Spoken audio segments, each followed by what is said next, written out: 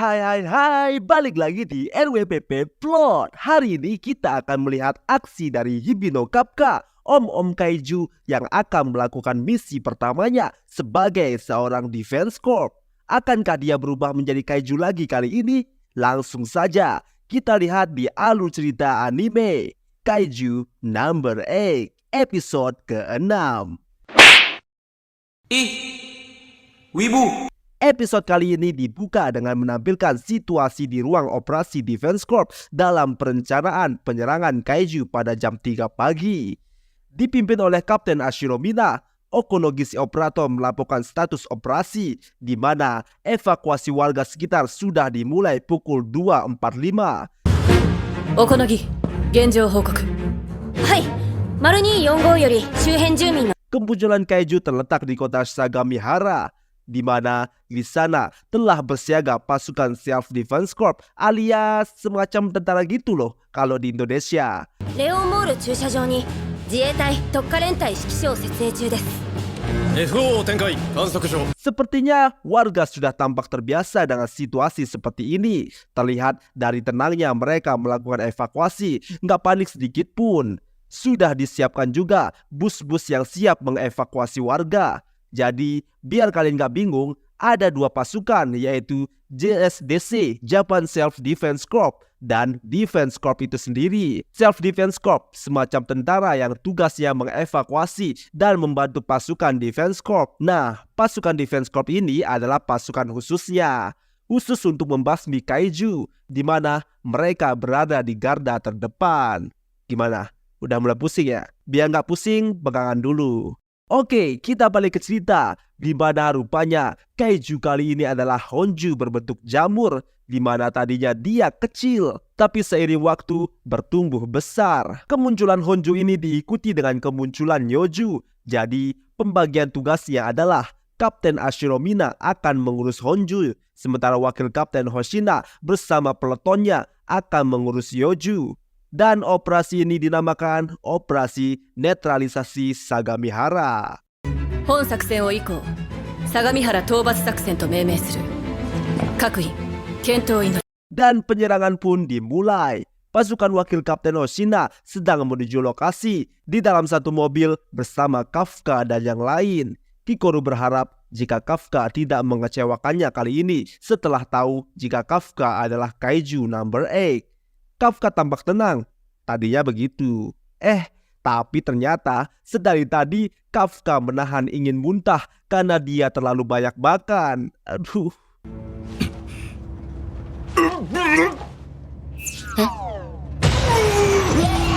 Lalu kita diperlihatkan persiapan dari semua pasukan JSDC yang siap membantu penyerangan. Lalu di titik lokasi peleton Hoshina berada, Wakil Kapten Hoshina sedang mengawasi pergerakan dari si kaiju.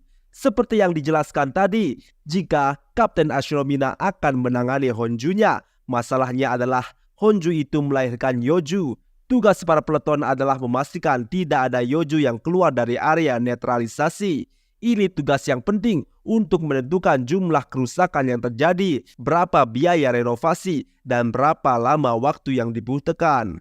Tapi untuk itu, peleton angkatan baru akan ditempatkan di paling belakang. Jadi, itu berarti rekrutan baru akan menjadi pertahanan akhir.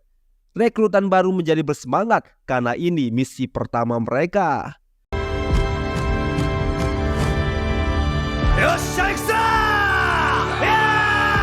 Dari JSDC melaporkan jika evakuasi dan persiapan sudah siap dan perlu 8 menit untuk Kapten Ashiro Mina sampai di lokasi netralisasi. および自衛隊の準備完了しました。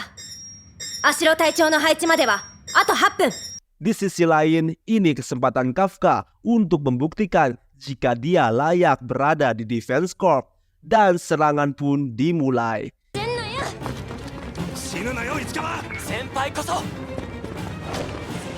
Semua pasukan melompat dari gedung. Kafka, tidak semudah itu. Daripada melompat, dia malah turun pelan-pelan. Maklum, dia kan prajurit 1%.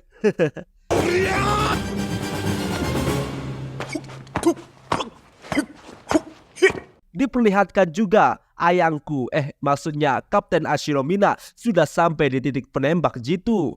Lalu Okonogi si operator memberikan perintah untuk memancing Honju ke sekitar titik tembak dengan memberikan dukungan tembak.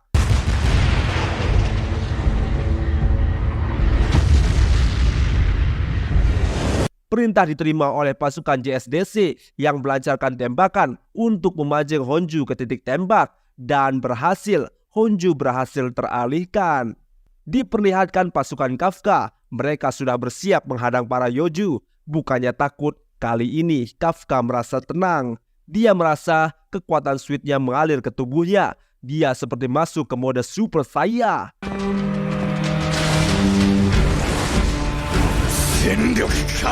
Seekor Yoyu datang dari arahnya dan BAM! Kafka terpental. Nasib punya kekuatan 1% ya gini. Kafka muter-muter seperti gangsin dan jatuh ke tumpukan sampah. Melihat itu, salah satu senior begundal bilang, "Mengapa kita harus mengasuh anak-anak baru?" Si senior begundal bilang, jika mereka belum tahu titik lemah Yoju, jadi mereka harus main aman sampai mendapat info dari garis depan. Mendengar itu, Kikoru langsung unjuk skill pembantaian kaiju tingkat dewanya.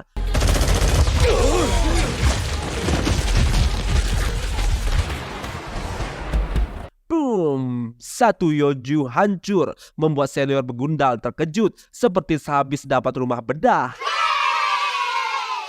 Kikoru semakin menggila, Yoju hancur satu demi satu, dan begitu akhir dari senior begundal yang sok senior. Dia endingnya hanya bisa mengagumi kekuatan Kikoru.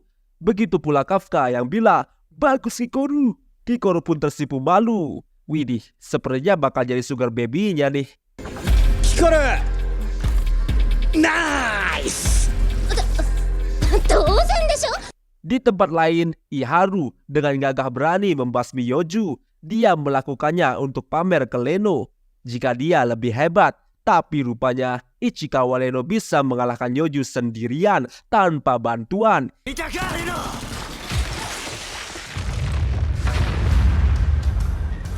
Itu membuat Iharu tak percaya dengan apa yang dia lihat. Rupanya Ichikawa menukar peluru pistolnya dari peluru ledak menjadi peluru beku. Menurutnya itu lebih cocok dengan gaya bertarungnya. Dia bisa memperlambat musuh saat bertempur.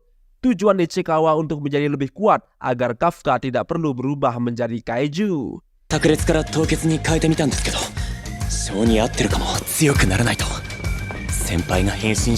Di sektor J, terlihat Aoi sedang membasmi Yoju dengan mudah. Terlihat juga di sana ada Haruichi. Para senior bengong melihat kualitas rekrutan tahun ini yang begitu wow spektakuler. Pemimpin sektor J yaitu Nakanoshima sampai ngiler melihat mereka berdua masuk mode Tante Girang.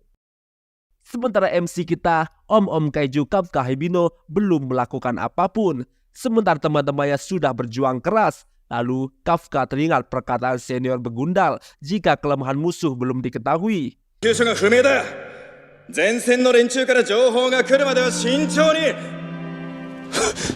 Jadi Kafka akan bertarung dengan caranya sendiri. Kafka mendatangi Yoju yang mati dan membedahnya. Dengan kekuatan 1%-nya, Kafka bisa dengan mudah membelah Yoju. Tujuan Kafka adalah untuk mencari inti dari Yoju ini. Setelah mencari, Kafka melihat sesuatu. Hoshina Fukutaijo, kaku no ichi ga wakarimashita. Nani? Kubi no tsukene desu. Kafka lalu melapor kepada wakil Kapten Hoshina jika dia sudah menemukan inti Yoju, di mana itu terletak di pangkal leher. Petugas dengan serangan lemah harus menyerang dari samping. Dan info penting lainnya, jika ternyata Yoju ini punya organ reproduksi. Organ itu ada di bagian belakang Yoju. Jika tidak dihancurkan, mayat mereka akan melahirkan Yoju baru. Otegara ya. Okonogi-chan, ima no jouhou zen taiin ni kyouyou shite kure. Ya. Mendengar info itu, wakil Kapten Hoshina lalu memuji Kafka. Info itu lalu disebarkan ke semua pasukan oleh Okonogi. Ternyata nggak sia-sia, Kafka jadi pembersih kaiju. Mantap bos! Kafka jadi bangga kepada dirinya sendiri karena bisa membantu Defense Corps. Ingat om, jangan takabur. Kafka lalu ingin menetralisir semua mayat Yoju. Dia bilang, akan kulakukan sebisaku, apapun itu, sampai aku mencapai sisi Mina. Amin. Bapak menang Tapi ternyata Honju sudah sampai titik tembak yang ditentukan. Pasukan JSDC yang memancing Honju disuruh mundur. Lalu pasukan Defense Corps mulai menyerang kaki Honju.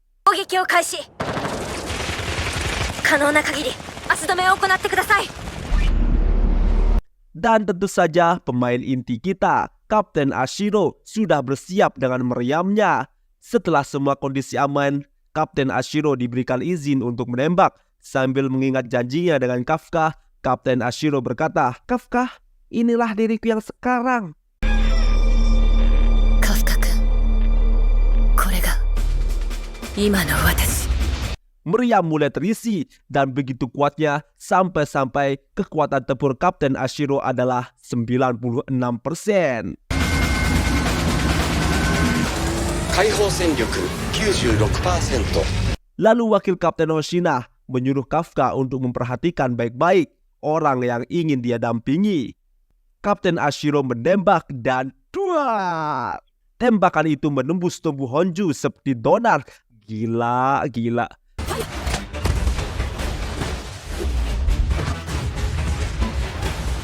Bukan hanya sekali, tapi Kapten Ashiro bersiap menembak lagi.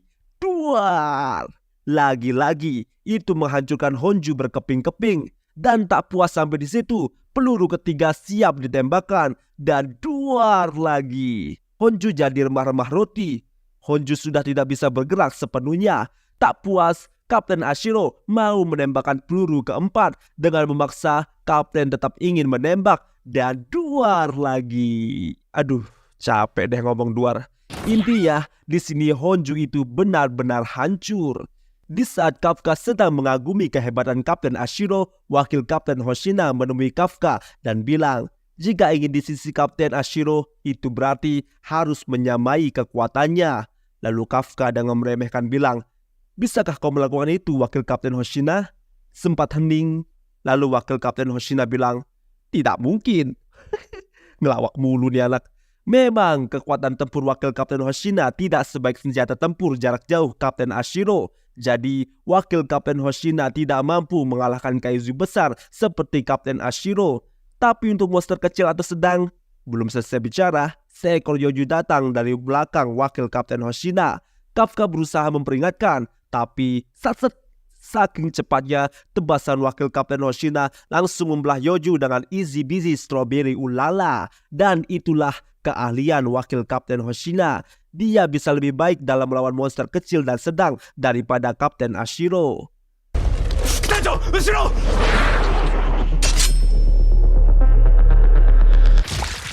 Terungkap jika dulunya keluarga wakil Kapten Hoshina adalah klan pemburu kaiju sejak zaman Muromachi. Jadi intinya, Kapten dan wakil Kapten adalah orang yang paling berkuasa dalam pasukan. Mereka mendapat senjata khusus yang disesuaikan dengan gaya bertarung mereka. Tak lama, kabar dari Kapten Ashiro jika Honju telah dikalahkan. Wakil Kapten Hoshina lalu bilang kepada Kafka, pertunjukan sebenarnya akan dimulai. Kafka bingung karena bukankah Kapten Ashiro tadi bilang Honju sudah dikalahkan. Wakil Kapten Hoshina lalu menjelaskan jika masalah sebenarnya adalah jumlah Yoju yang terlahir dari bangkai Honju yang mati. Jumlahnya bukan 1-2, tapi ribuan.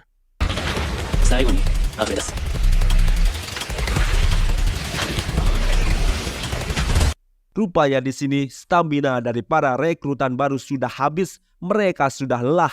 Dan disinilah para senior begundal menunjukkan keahlian mereka soal pengalaman bertarung. Tapi ini adalah ujian untuk rekrutan baru. Jika mereka berhasil melewatinya, mereka akan bisa ke tingkat selanjutnya. Dikatakan jika kebanyakan petugas berakhir melepaskan kekuatan tempur mereka maksimal 20 atau 30% saja. Hanya sejumlah kecil dari mereka yang akan melampaui batasan itu dan menjadi kapten. Saat ini yang bisa mencapai level itu adalah Shinomiyaki Koru. Dan sepertinya Ichikawa Leno juga mampu melakukan itu. Saat Ichikawa dan Iharu akan kembali ke garis depan di jalan, mereka melihat seorang pembersih kaiju. Si pembersih kaiju tampak duduk memperhatikan Yoju yang mati. Meski sudah diperingatkan Iharu dan Ichikawa, si pembersih kaiju tidak menggubris. 仕込んだ増殖器官が破壊されてる。なんでバレちゃったのかな。 Si pembersih kaiju terus mengoceh tentang organ reproduksi Yoju yang telah dia masukkan. Katanya, jangan-jangan dia... 人がいるのかな。何か知ってます？ Dia masih mengoceh dan curiga bagaimana Defense Corp bisa mengetahuinya. Dia curiga apa mungkin ada seseorang dari mereka yang tahu segalanya tentang kaiju. Lalu dia menengok ke arah Ichikawa dan Iharu dengan menunjukkan wajahnya yang akan berubah jadi kaiju. Waduh, dan kampretnya episode 6 pun berakhir di sini. Benar-benar bikin penasaran apakah Ichikawa dan Iharu akan melawan kaiju yang bahkan bisa membuat sekelas Ikoru saja kalah. Apakah mereka bisa menang? Penasaran? Sama, tunggu aja minggu depan. Like, subscribe, komen, dan share dulu. Bisa kali? Pantengin terus di NWPP Plot kalau nggak mau ketinggalan.